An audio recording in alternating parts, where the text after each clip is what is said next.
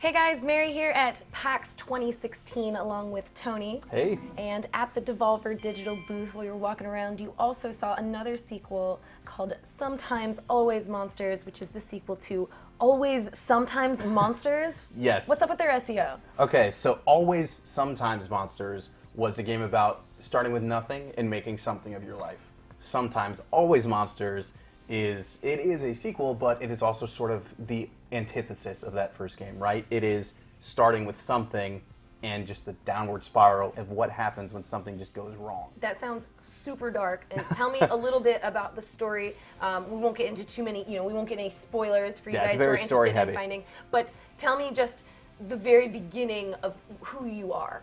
Right, so you begin the game as an author, and you're about to start this book tour for the big, huge hit you just wrote.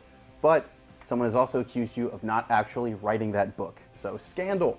And you're like going on a tour, right? Exactly. You're actually touring exactly. the book. You're going on a tour for the book that some people are accusing you of not even having written. And so on that way, you bring your significant other. You begin as a specific avatar, but you have a whole range of people to choose from for your significant other. Okay. And so the two of you are on that tour together. There's some hints that maybe you actually stole the book from your spouse, your girlfriend, boyfriend, whoever Scandal. it is. Exactly. So obviously, while you're on this tour, going to these different stops, going to these different cities, things are gonna go downhill. And what are you doing like during these actual moments? You can walk and you can talk to people, you can form relationships, but are you like looking for trouble when you play? So in a way, that's almost up to you because it is very open world. As you're going to each of these cities, each one is very different. You have, the one I played was called Portsmouth, which is sort of a Seattle kind of take. There are things that are based on like something like Phoenix, Arizona, or like New Orleans. Mm-hmm. So they're all going to feel a little different, but they're also all open to the point where you can go into a store and maybe buy some things. You can pop to the arcade and play a game. I actually played an arcade game called like Orphan Inferno. So you played a game within a game. Yes, where I was rescuing babies from a burning building. Did you get in any trouble? Did you do anything bad?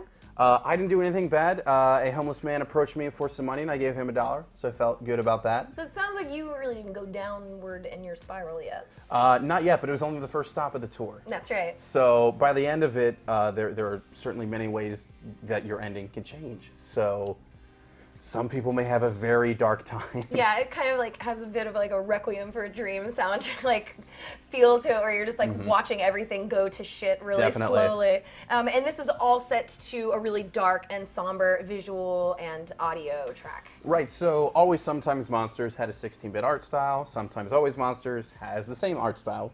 But whereas that soundtrack was like uplifting and you want to improve yourself, this one is like plotting and somber and yeah, and you know things aren't going to go so well. Would you say that you need to play the original to like this game or understand it, or could you start on this one? No, you can hop right into this one. So maybe like some in-jokes and references for people who've played the first one, but you could certainly jump right in and have your story play out because it's going to play out differently from someone else's anyway. Okay. So you can just jump in and watch everything crumble. God, well, that was Sometimes Always Monsters, and you can watch your life crumble and get really depressed about it sometime in 2016.